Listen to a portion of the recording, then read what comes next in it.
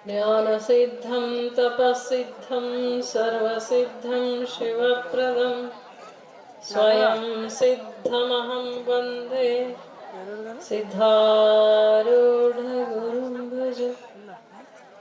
या देवी सर्वभूतेषु मातृरूपेण संस्थिता नमस्तस्यै नमस्तस्यै नमस्तस्यै नमो नमः। ನಾ ಮಾತಾಡ್ಲಿ ಎಲ್ಲ ಕೊಡ್ತೇವೆ ಕುಳಿತೇವೆ ಅಂದ್ರೆ ಇನ್ನೊಂದು ಜಯಕಾರ ಅಂಬಾ ಮಾತಾ ಕಿ ಗುಡ್. ಸದ್ಗುರುದೇವರ ಶ್ರೀಚರಣಗಳ ಮನ ಮಂದಿರದಲ್ಲಿ ಧ್ಯಾನಿಸಿಕೊಂಡು ಶಿವಾವತಾರಿ ಸಕಲ ಮತೋದ್ಧಾರಕ ವೇದಾಂತ ಸಾರ್ವಭೌಮ ಸದ್ಗುರು ಸಿದ್ಧಾರೂಢಪ್ಪಗಳವರ ಮೌನ ಯೋಗಿ ಸದ್ಗುರು ಸ್ಥಿತ ಪ್ರಜ್ಞ ಗುರುನಾಥಾರೂಢಪ್ಪಗಳವರ ಶ್ರೀಚರಣಗಳಲ್ಲಿ ಅನಂತ ಕೋಟಿ ಶಿರಸಾಷ್ಟಾಂಗ ನಮಸ್ಕಾರಗಳನ್ನು ಸಲ್ಲಿಸುತ್ತ ಜಗನ್ಮಾತೆಯ ದಿವ್ಯ ಅಡಿದಾವರೆಗಳಲ್ಲಿ ಅನಂತ ಕೋಟಿ ಶಿರಸಾಷ್ಟಾಂಗ ನಮಸ್ಕಾರ ಸಲ್ಲಿಸುತ್ತ ಆದಿಗುರು ಶಂಕರರ ಬಸವಾದಿ ಶರಣರ ವಿಶ್ವದ ಎಲ್ಲ ದಾರ್ಶನಿಕರನ್ನು ನೆನೆದು ನಮಿಸಿ ಇವತ್ತಿನ ಈ ವೇದಿಕೆಯ ಘನಾಧ್ಯಕ್ಷ ಸ್ಥಾನವನ್ನು ಅಲಂಕರಿಸಿದ ಪರಮ ಪೂಜ್ಯ ಶ್ರೋತ್ರಿಯ ಬ್ರಹ್ಮನಿಷ್ಠ ಸದ್ಗುರು ಅದ್ವೈತಾನಂದ ಭಾರತಿಯವರ ಶ್ರೀಚರಣಗಳಲ್ಲಿ ವಂದಿಸಿ ಮಾತಾಜಿಯವರಲ್ಲೂ ವಂದಿಸಿ ಈ ಪೂರ್ವದಲ್ಲಿ ದೇವಿ ಆರಾಧಕರೊಬ್ಬರು ತಮ್ಮ ಅನುಭವ ಹೇಳಿ ನಿರ್ಗಮಿಸಿದ್ದಾರೆ. ಅವರಿವರನ್ನದೇ ವೇದಿಕೆಯನ್ನು ಅಲಂಕರಿಸಿ ಎಲ್ಲ ಪೂಜ್ಯರಿಗೂ ನಮಿಸಿ ತಮ್ಮೆಲ್ಲರಿಗೂ ಶರಣು ಶರಣಾರ್ಥಿ. ಕುಂತವರಿಗೂ ಎದ್ದು ಹೋಗೋರಿಗೂ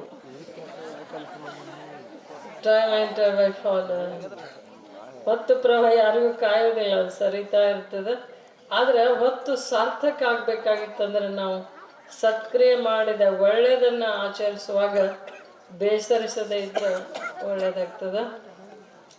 ನಿಮ್ಮ ತಾಳ್ಮೆನೂ ದೊಡ್ಡದು, ಭಕ್ತಿ ಜಗನ್ಮಾತೆ ಎಲ್ಲರಿಗೂ ಒಲೆದಾಳಂತ ಇದು ಶತಸಿದ್ಧ ಆಗೈತಿಗೆ. ಇಲ್ಲೇ ಬಹಳಷ್ಟು ವಿಷಯ ಕೇಳಿದ್ರಿ. ಈಗ ರಾಮಾಯಣ ಹಿಂಗದ, ದಶರಥನ ಕಂದ, ಭೂಮಿಗೆ ಬಂದ, ರಾವಣನ ಕೊಂದ, ಸೀತನ ತಂದ, ರಾಮಾಯಣ ಮುಗಿತದ. ಇದಕ್ಕಿಂತ ಸ್ವಲ್ಪ ಹೇಳ್ತೇನೆ, ಎರಡು ಶಬ್ದ ಹೆಚ್ಚಿ. ಇಲ್ಲಿ ಅನುಪಮ ಅಚಲ ಭಕ್ತಿ ಭಾವಾನುಕೂಲನೆ ಶಂಭುಲಿಂಗ ಮೋಕ್ಷ ಸಾಧನ ಸಮಗ್ರ ಭಕ್ತಿರೇವ ಗರಿಯಸಿ ಮುಕ್ತಿ ಮಾರ್ಗದೊಳಗೆ ಭಕ್ತಿನ ಹೆಚ್ಚಿಂದು ಅಂತ ಬಹಳಷ್ಟು ವಿಷಯಗಳನ್ನ ತಾವು ಕೇಳಿರಿ. ಪ್ರತಿ ವರ್ಷ ಸಿದ್ಧಾರೂಢಪ್ಪನ ಜಾತ್ರೆ ಮಾಡುವಾಗ ಕೇಳ್ಕೊಂಡು ಬಂದಿರಿ. ಅದರ ಒಂದು ವಿಶೇಷತೆ ಏನು ಅಂದ್ರೆ ಜಗನ್ಮಾತೆಗೂ ಸಿದ್ಧಾರೂಢಪ್ಪಗೂ ಎಷ್ಟು ಅವಿನಾಭಾವ ಸಂಬಂಧ ಇತ್ತು ಅಂದ್ರೆ ತಾವು ಚರಿತ್ರೆ ಓದೋರ್ಗೆ ಗೊತ್ತಿರ್ತದ. ಏನಾಗಿತ್ತು ಅಂದ್ರೆ 4 ಮಂದಿ 4 ಚಕಡಿ ಕಟ್ಕೊಂಡ್ಬರುವಾಗ, ಜಾತ್ರೆಗೆ ಕರ್ಕೊಂಡು ಬರುವಾಗ ಎಲ್ಲರೂ ಸಿದ್ಧಾರೂಢರ ನಾಮಸ್ಮರಣೆ, ಸಿದ್ಧಾರೂಢ ಸದ್ಗುರು ತಂದೆ ಉದ್ಧಾರ ಆದ ನಿಮ್ಮಿಂದ ಬರ್ತಿರ್ತಾರು. ಗಂಡ್ಮಕ್ಳು ಚಕಡಿ ಹೊಡೆಯವ್ರಷ್ಟ 4 ಮಂದಿ ಇದ್ರು, ಉಳಿದವರೆಲ್ಲ ತಾಯಂದ್ರು ಮಕ್ಕಳು. ಜಾತ್ರೆಗೆ ಹೋಗ್ತೇವೆ ಅಂದ್ರೆ ತಾಯಂದ್ರಿಗೆ ಒಳ್ಳೆ ಉಡುಪು, ಬಂಗಾರ, ಹೂವು ಅಂದ್ರೆ ಭಾಳ ಪ್ರೀತಿ ಅಂತ ಪ್ರಸಿದ್ಧ. ಜಾತ್ರೆಗೆ ಹೋಗ್ಬೇಕು ಅಂತ ಒಳ್ಳೊಳ್ಳೆ ಸೀರೆಗಳನ್ನ ಉಟ್ಕೊಂಡು ಮೈ ತುಂಬ ಬಂಗಾರದಾಗಿನ ಹಾಕೊಂಡು ಬರುವಾಗ ಅಲ್ಲೇನು ಮಾಡ್ತಾರ, ಕಳ್ಳರವ್ರ ತರವಿ ಚಕಡಿ ಹೊಡೆಯವ್ರನ್ನೆಲ್ಲ ಎಳ್ಕೊಂಡು ಹೋಗಿ ಕಂಬಕ್ಕೆ ಕಟ್ಟಿ ಇವರ ದಾಗಿನಗಳು ಅಪಹರಿಸುವಾಗ ಸಿದ್ಧಾರೂಢ ಸದ್ಗುರು ತಂದೆ ನಿನ್ನನ್ನೇ ನಂಬಿದ ನಮ್ಮನ್ನು ಕಾಪಾಡೋ ನೀನ ಅಂತಂದಾಗ ಅಲ್ಲೊಂದು ವಿಶೇಷವಾದ ಶಕ್ತಿ ಗೋಚರಿಸ್ತದ. ಅವ್ರ ಕಳ್ಳರೆಲ್ಲ ಹೆದರಿ ಓಡಿ ಹೋಗ್ಬಿಡ್ತಾರ. ಎಲ್ಲಿ ಮಠ ಓಡ್ತಿರ್ತಾರಂದ್ರೆ ಅವ್ರು ಏನು ಮಾಡ್ತಾರ, ಮಠದ ತನಕ ಓಡಿಸ್ಕೊಂಡು ಬರ್ತಿರ್ತಾರ. ಒಂದು ಅಕ್ರಾಮಿಕ ಭಯಂಕರ ರೂಪ, ಹೇ ಜಗನ್ಮಾತೆ ನಮಗೆ ಉಳಿಸು ಅಂತ ಅವರು ದುರ್ಗೆ ಆರಾಧನೆ ಮಾಡ್ತಿರ್ತಾರ. ಅವ್ರದೇ ರೀತಿಯಲ್ಲಿ ಕಳ್ಳತನ ಮಾಡೋರು ಒಂದು ವೃತ್ತ ಬೇರೆ. ಅವಾಗ ಏನು ಉಗ್ರ ರೂಪ ಕಾಣಿಸ್ತಿತ್ತು ಅವ್ರಿದ್ದ ಇವನ್ ಆಶ್ರಯೊಳಗ ನಾ ಅದೇನಿ ಅಂತ ದೇವಿ ಹೇಳ್ತಾಳು. ಅವನ ಬೆನ್ನ ಹಿಂದನ ಆ ಉಗ್ರ ರೂಪದ ಹಿಂದನ ತಾಯಿ ಒಂದು ದರ್ಶನ ಆಗ್ತದ. ಆತನ ಭಕ್ತರನ್ನ ಕಾಪಾಡಿದವ್ರನ್ನ ನನಗೆ ಉಳ್ಸಕ್ಕಾಗೋದಿಲ್ಲ ಅಂತ ಹೇಳ್ತಾಳೆ. ಆಮೇಲೆ ಅವ್ರು ಓಡ್ಕೋತ ಹಂಗೆ ಮಠಕ್ಕೆ ಬಂದಾರ. ಅಲ್ಲಿ ಎಷ್ಟು ಉಗ್ರ ರೂಪ ನೋಡಿದ್ರು ಇಲ್ಲಿ ಸಿದ್ಧಾರೂಢರು ಅದೇ ರೂಪ ಆಗಿ ಅವರು ಕಾಣಿದ್ರು. ಅವಾಗ ಏನು ಮಾಡ್ತೀರಿ, ನಂಬಿದವ್ರನ್ನ ಕಾಪಾಡುವಂಥ ಸದ್ಗುರುನಾಥ ಅಂತ ಹೇಳಿ ಅವರು ಸುಖವಾಗಿ ಬರ್ತಾರ. ಬಂದಾಗ ಅವ್ರಿಗೆ ಚಕಡಿ ಭಕ್ತರಿಗೆ ಏನು ಕಾಣಿಸ್ತದ, ಒಳ್ಳೆ ರೂಪ ಕಾಣಿಸ್ತದ, ಅವ್ರಿಗೆ ಭಯಂಕರ ರೂಪ ಕಾಣಿಸ್ತದ. ಜಗನ್ಮಾತೆ ಈತನ ಆಸರೆಯೊಳಗೆ ನಾದೇನಿ ಅಂತ ಹೇಳಿ ಏನು ಮಾಡ್ತಾರೆ ಅವ್ರಿಗೆ ಹೇಳಿ ಅಂತ ಸದ್ಭಕ್ತರು ಯಾವಾಗೂ ನೋವು ಉಂಟು ಮಾಡಬಾರ್ದು ಅಂತ ಒಂದು ಪ್ರಸಂಗ. ಮತ್ತೊಮ್ಮೆ ಕಾಶಿಯೊಳಗೆ ಊಟ ಮಾಡಿ ಎಲೆ ತೆಗಿದ ಹೋಗಿದಾಗ ಸಿದ್ಧಾರೂಢಪ್ಪ ಸಂಚಾರ ಕಾಲದಾಗ ಏನಾಗಿತ್ತು ಅಂದರೆ, ಎಲೆ ತೆಗಿಬ ಉಂಡೆಯಲ್ಲಿ ಹಂಗೆ ಬಿಟ್ಟು ಹೊಂಟಿ ನಿಮ್ಮ ಅಪ್ಪ ತೆಗಿತಾನ ಅಂತ. ಮಗ ಬೇಕಂದ್ರೆ ಅಪ್ಪ ಬರ್ತಾನ ಅಂತ ಮತ್ತೆ ಹೋಗೇ ಬಿಡ್ತಾರವ್ರು. ಆವಾಗ ಬೈರಾಗಿ ಒಬ್ಬ ಬಂದು ಎಲೆ ತೆಗಿತಾನ. ಪೀತಾಂಬರ ಒಟ್ಟು ಕೈಯಲ್ಲೆಲ್ಲ ವಿಶೇಷವಾದ ಉಡುಗೆ ತೊಡುಗೆ ಅಂಬಾ ತಾಯಿಗೆ ಹೆಂಗೇನ ಎಲ್ಲ ಧರಿಸಿರಲ್ಲ ಆ ರೀತಿ ಮೈ ತುಂಬ ಆಭರಣಗಳು ತೊಟ್ಕೊಂಡು ಪೀತಾಂಬರ ಉಟ್ಕೊಂಡು ಬಂಗಾರದ ಚರಿಗೆಯಾಗಿ ನೀರು ತಂದು ಅವನ ಕೈ ತೊಳೆದು ಸಿದ್ಧಾರೂಢಪ್ಪನ ಕೈ ತೊಳೆದು ಸೆರಗಿಲೆ ಒರೆಸ್ತಾಳ ಅನ್ನಪೂರ್ಣೇಶ್ವರಿ ಅಂತ.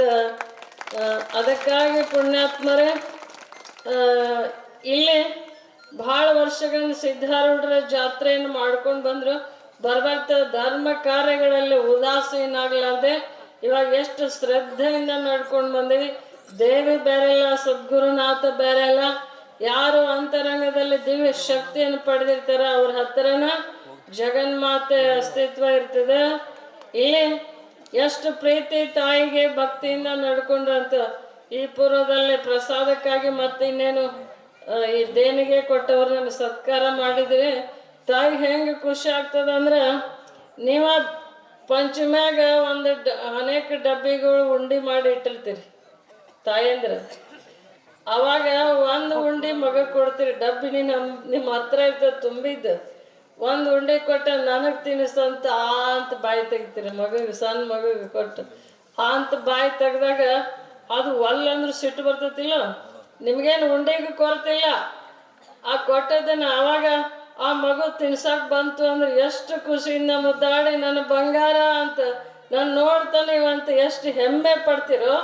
ಹಾಗೆ ಇಳೆ ಮಳೆ ಬೆಳೆ ಎಲ್ಲ ಜಗನ್ಮಾತೆ ಪರಮಾತ್ಮ ಕೊಟ್ಟ ದಾನ ಇರುವಾಗ ಅವರಿಗೆ ಕೊಟ್ಟಾಗ ಹೆಂಗೆ ಅನಿಸ್ತದ, ನೀವು ಮಾಡಿದ ಉಂಡಿ ಮಗ ಬಾಯಾಗ ಹಾಕಕ್ಕೆ ಬಂದಾಗ ಸಣ್ಣ ಮಗು ಎಷ್ಟು ಖುಷಿಯಾಗಿ ನೀವು ಮುದ್ದಾಡ್ತೀರಿ ಮಗುವಿಗೆ. ಆ ರೀತಿ ಯಾರು ಈ ಧರ್ಮ ಕಾರ್ಯಗಳಲ್ಲಿ ಧಾರಾಳವಾಗಿ ತನು ಮನ ಧನದಿಂದ ಸೇವೆ ಮಾಡಿರಿ ಅಷ್ಟೇ ಜಗನ್ಮಾತೆ ಪ್ರೀತಿಯಿಂದ ಮುದ್ದಾಡ್ತಾರೆ. ದೇವಿಗೇನು ಕೊರತೆ ಇಲ್ಲ. ಅದಕ್ಕೆ ಬಹಳಷ್ಟು ಮಂದಿ ಹೆಚ್ಚೆಚ್ಚಾಗಿ ಬಹಳ ಮುಕ್ತ ಮನಸ್ಸಿನಿಂದ, ಉದಾರ ಮನಸ್ಸಿನಿಂದ, ಪ್ರೀತಿಯಿಂದ ಕೊಡ್ತಾ ಇದ್ದೀನಿ, ನಾನು ನೋಡ್ತಾ ಇದ್ದೀನಿ. ಅದಕ್ಕಾಗಿ ನಾನು ಕೊಟ್ಟೇನಲ್ಲ, ಈಗ ಬಸ್ನಾಗ ಏನೋ ಸ್ವಲ್ಪ ಜಾಗ ಕೊಟ್ರ ಗಾಡ್ಯಾಗ ಹೋಗುವಾಗ ದಾರಿ ನಮಗೆ ಕೇಳಿದ್ರೆ ಏನು ಮಾಡ್ತೇವೆ, ಥ್ಯಾಂಕ್ಸ್ ಅಂತೀರಲ್ರಿ. ಥ್ಯಾಂಕ್ಸ್ ರೀ, ಥ್ಯಾಂಕ್ಸ್, ಉಪಕಾರ ಆಯ್ತು ಅಷ್ಟು. ಒಂದು ಸಾಮಾನು ಎತ್ತಿ ಕೊಟ್ಟರೆ ಥ್ಯಾಂಕ್ಸ್ ಅಂತೇವೆ.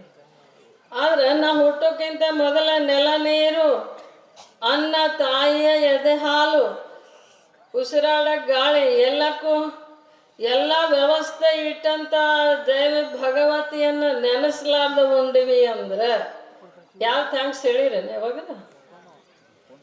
ಎದ್ದು ಕೂಡಲೇ ಇಷ್ಟೆಲ್ಲ ಕೊಟ್ಟು ಹೇ ಪರಮಾತ್ಮ ಅರ್ಧಾಂಗಿ ಅಂತ, ಪರಮಾತ್ಮನ ಅರ್ಧಾಂಗಿ ಪಾರ್ವತಿ ಆಗಿರುವಾಗ ಹೇ ಭಗವಂತ ಜಗನ್ಮಾತೆ ನಮ್ಗೆ ಇಷ್ಟೆಲ್ಲ ಕೊಟ್ಟೆ ಅಂತ ಹೇಳುವಾಗಲೂ ಭೂಮಿ ತಾಯಿ ನಮಸ್ಕಾರ ಮಾಡಿ ನನ್ನ ಶರೀರ ಮನ ವಾಣಿಗಳಿಂದ ಏನೂ ತಪ್ಪು ಮಾಡಲಾರ್ದಂಗೆ ನಡೆಸುವಂತ ಪ್ರಾರ್ಥನೆ ಮಾಡಿಕೊಂಡು ಸಂಜೆ ತನಕ ಬದುಕು ಚೆನ್ನಾಗಿತ್ತಂದ್ರೆ ನಿಮ್ಮ ಕರುಣೆಯಿಂದನ ನನ್ನ ಬದುಕು ನಡೀತು ಅನ್ನುವಂಥ ಧನ್ಯತೆಯನ್ನು ನಾವು ವ್ಯಕ್ತಪಡಿಸ್ಬೇಕಾಗ್ತದೆ.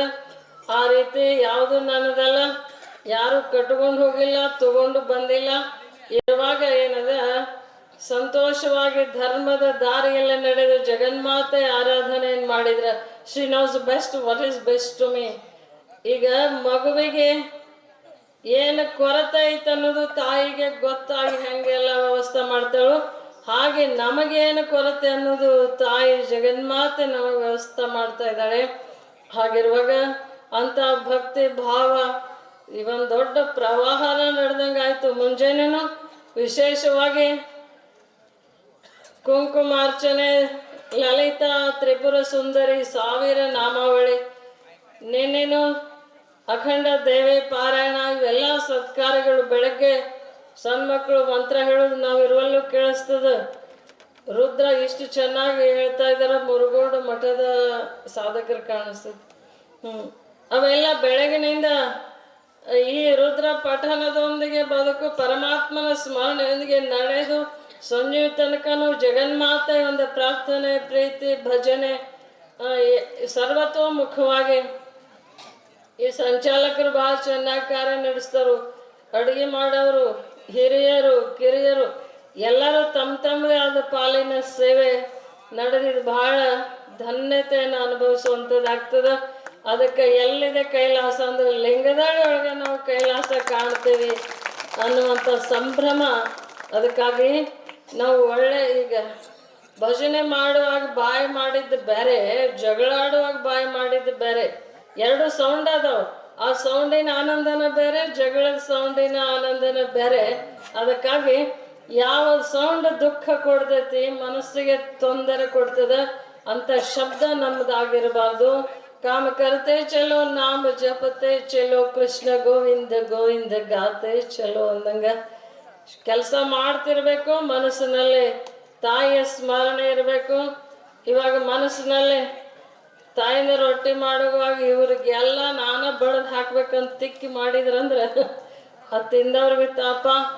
ಏನು ಭಜನೆ, ಇದು ಜಗನ್ಮಾತೆ ಪ್ರಾರ್ಥನೆ ಭಜನೆ ಅನ್ನುವಂಥ ರೀತಿಯಲ್ಲಿ ಎಲ್ಲ ಕೆಲಸಗಳು ತಾಯೇ ನೀನು ಪೂಜೆ ಈ ರೂಪದಾಗ ಮಾಡ್ತೀನಿ ಅಂತ ಹೇಳಿ ಎದ್ದದ್ ಕರ್ಮ ಕರೋಮಿ ತತ್ತದ ಖಿಲಂ, ಏನೇನು ನಾ ಮಾಡ್ತಾ ಇದ್ದೇನೆ ಅದೆಲ್ಲ ನಿನ್ನ ಪೂಜಾ ಅಂತ ಭಕ್ತಿ ಭಾವದಿಂದ ಮಾಡಿದ್ರೆ ಅನುಪಮ ಅಚಲ ಭಕ್ತಿ ಭಾವ ಅನುಕೂಲನೆ ಶಂಭುಲಿಂಗ ಅಂತ. ಅದಕ್ಕಾಗಿ ನಾರಾಯಣ ಗುರುಜಿಯವರಂತೂ ಎಲ್ಲರೂ ಗುರುತಿಸಿದ್ರಿ.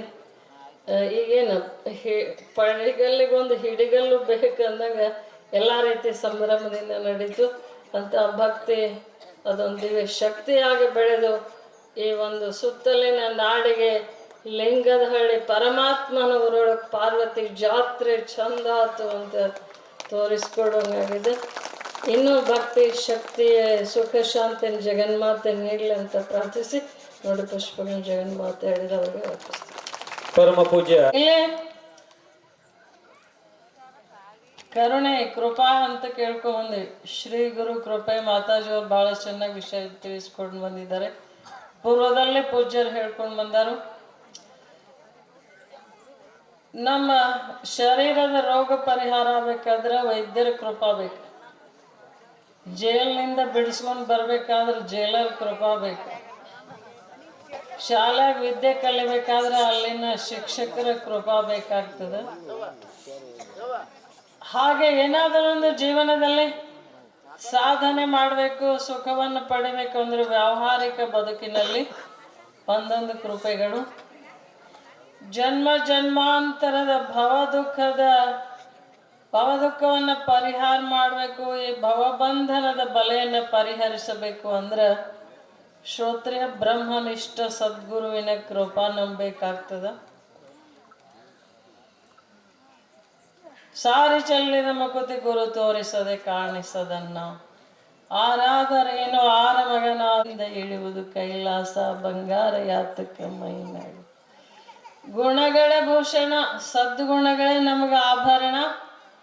ಇಲ್ಲಿ ಈ ಒಂದು ಜಗನ್ಮಾತೆಯ ಮಹಿಮೆಯನ್ನು ಬರೆದಂಥ ಚಿದಾನಂದ ಅವಧೂತರು ಗುರುಗಳ ಸ್ಮರಣೆ ಮಾಡೇ ಶುರು ಮಾಡ್ತಾರು. ಚಿದಾನಂದ ಗುರು ಯಮಗೆ ಮಂಗಳವ ಅಂತ ಆರಂಭದಲ್ಲಿ ಅಧ್ಯಾಯವನ್ನು ಮಂಗಲ ಮಾಡಬೇಕಾದ್ರು इति श्रीमत्परमहंस परिव्राजकाचार्य श्री चिदानंद गुरुवर्य चरण पद्मद्विरेत ಚಿದಾನಂದವಧೂತ ವಿರಚಿತ ಪಾರ್ವತಿ ಮಹಾತ್ಮೆಯೋಳ್ ಅಂತ ಎಷ್ಟನೇ ಅಧ್ಯಾಯ ಮುಗಿಸ್ತಾರೆ. ಗುರು ಸ್ಮರಣೆ ಮಾಡಿನ ಅಧ್ಯಾಯ ಶುರು ಮಾಡ್ತಾರ, ಗುರು ಸ್ಮರಣೆ ಮಾಡಿನ ಅಧ್ಯಾಯ ಸಮಾಪ್ತಿ ಮಾಡ್ತಾರೋ. ಅವ್ರು ತಾವು ಏನು ಅಂತ ಗುರುತಿಸ್ಕೊಂಡಾರಂದ್ರ ಚಿದಾನಂದ ಗುರುವರ್ಯ ಚರಣ ಪದ್ಮದ್ವಿರೇಫ ಚಿದಾನಂದವಧೂತ ವಿರಚಿತ ಅಂದ್ರ ಚಿದಾನಂದ ಗುರುಗಳ ಪಾದ ಕಮಲದಲ್ಲಿ ಮಕರಂದವನ್ನು ನಡ್ಕೊಂಡು ಧನ್ಯರಾಗಬೇಕಾದಂಥದ್ದು. ಆಮೇಲೆ ಈ ವರ್ಷ ಲಿಂಗದಹಳ್ಳಿ ಒಳಗೆ ವಿಶೇಷವಾದ ಜಾತ್ರೆ.